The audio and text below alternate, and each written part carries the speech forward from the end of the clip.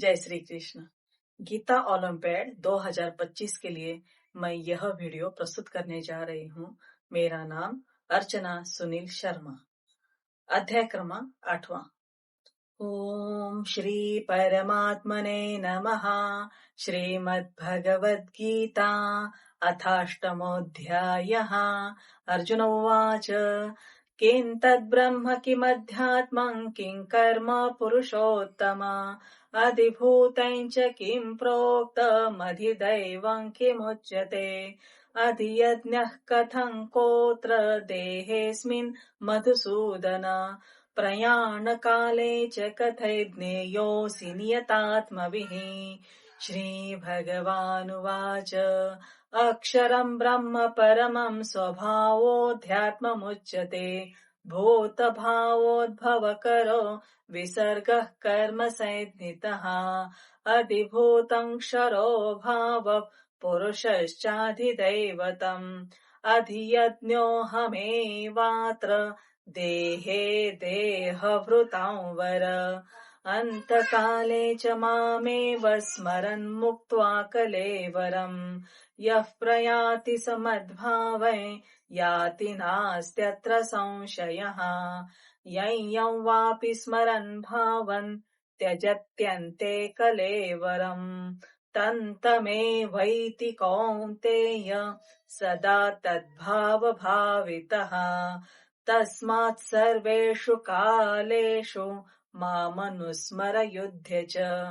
मय्यर्पितमनो बुद्धिर्मामे वैश्यस्य संशयम् अभ्यासयोगयुक्तेन चेतसा नान्यगामिना परमं पुरुषं दिव्यं याति पार्थानुचिन्तयन् कविं पुराणमनुशासितार मनोरणीयां समनुस्मरेद्यः सर्वस्य धातारमचिन्त्य रूपमादित्यवर्णं तमसः परस्तात् प्रयाणकाले मनसाचलेन भक्त्या युक्तो योगबलेन चैव भ्रुवोर्मध्ये प्राणमावेश्य सम्यक् सतं परं पुरुषमुपैति दिव्यम् यदक्षरं वेदविदो वदन्ति विशन्ति यद्यतयो वीतरागाः यदिच्छन्तो ब्रह्मचर्यै चरन्ति तत्ते पदं संग्रहेण प्रवक्ष्ये सर्वद्वाराणि संयम्य मनोहृदि निरुध्य च मूर्ध्याधायात्मनः प्राणमास्थितो योगधारणाम्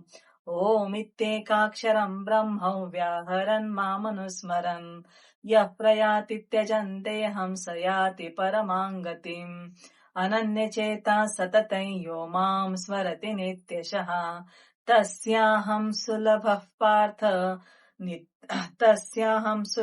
पार्थ नित्ययुक्तस्य योगिनः मामुपेत्य पुनर्जन्म दुःखालयमशाश्वतम् नाप्नुवन्ति महात्मानः संसिद्धिं परमां गताः ब्रह्मभुवनाल्लोकाः पुनरावर्तिनोऽर्जुन मामुपेत्य तु कौन्तेय पुनर्जन्म न विद्यते सहस्रयुगपर्यन्तमहर्यद्ब्रह्मणो विदुः रात्रियुगसहस्रान्तान्ते होरात्रविदो जनाः अव्यक्ताद्व्यक्तयः सर्वा प्रभवन्त्यहरागमे रात्र्यागमे प्रलीयन्ते तत्रैवाव्यक्तसैज्ञके भूतग्रामस्यैवायं भूत्वा भूत्वा प्रलीयते रात्र्यागमे वशः पार्थ प्रभवत्यहरागमे परस्तस्मात्तु भावोऽन्यो व्यक्तो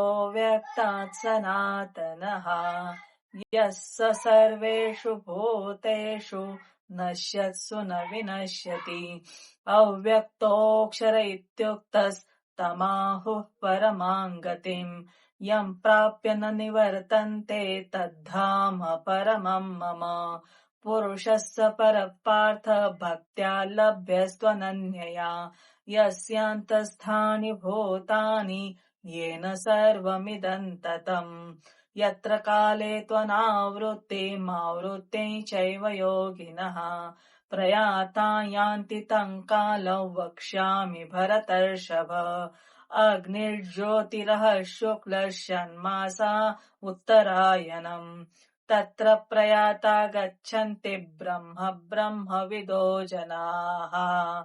धूमो रात्रिस्तथा कृष्णः षण्मासा दक्षिणायनम्।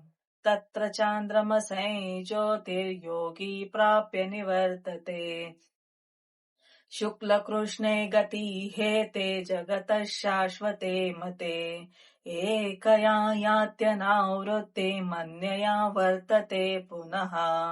नैते श्रुति पार्थ जानन् योगी मुह्यति कश्चन। तस्मात् सर्वेषु कालेषु योगयुक्तो भवार्जुन।